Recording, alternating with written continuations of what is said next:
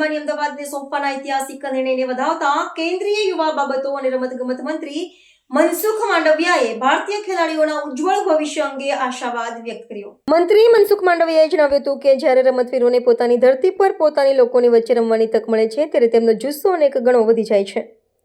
અગર આંગણાનો ફાયદો ભારતીય ખેલાડીઓને આગામી કોમનવેલ્થ ગેમ્સમાં તેમનું સર્વશ્રેષ્ઠ પ્રદર્શન આપવા માટે ચોક્કસપણે પ્રેરિત કરશે.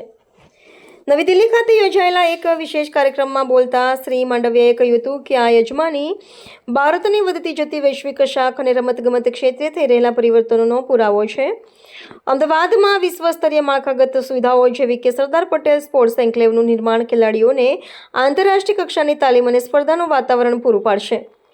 મંત્રીશ્રીએ ઉમેર્યું હતું કે છેલ્લા એક દાયકામાં ભારતે રમતગમત ક્ષેત્રે જે હરણફાળ ભરી છે તેના પરિણામો 2030ના રમતોત્સવમાં મેડલના રૂપમાં જોવા મળશે. સરકારના વિકસિત ભારત 2047ના લક્ષ્યાંક સાથે રમતગમતને સાંકળતા તેમણે વિશ્વાસ વ્યક્ત કર્યો હતો કે ભારત 2047 સુધીમાં વિશ્વના ટોચના 5 રમતગમત રાષ્ટ્રોમાં સ્થાન મેળવશે. કોમનવેલ્થ ગેમ્સનું આયોજન 2036 ઓલિમ્પિક્સ માટેની ભારતની દાવેદારીને મજબૂત બનાવશે. આ તકે તેમણે દેશના તમામ યુવા ખેલાડીઓને અત્યારથી જ કમર કસીને તૈયારી કરવા આહ્વાન કર્યું હતું, જેની વિશ્વ ફલક પર ભારતના તિરંગાની શાન વધુ ઊંચી કરી શકાય. मुझे खुशी है कि आज ग्लासगो में आयोजित कॉमनवेल्थ स्पोर्ट्स काउंसिल की जनरल असेंबली ने 2030 के कॉमनवेल्थ गेम्स भारत में आयोजित हो उसके लिए औपचारिक घोषणा करी है. ये गेम्स 100वीं गेम्स है.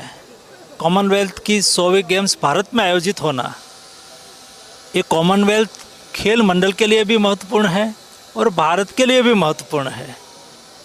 और भारत में 2030 में उत्साहपूर्वक आयोजन करा जाएगा.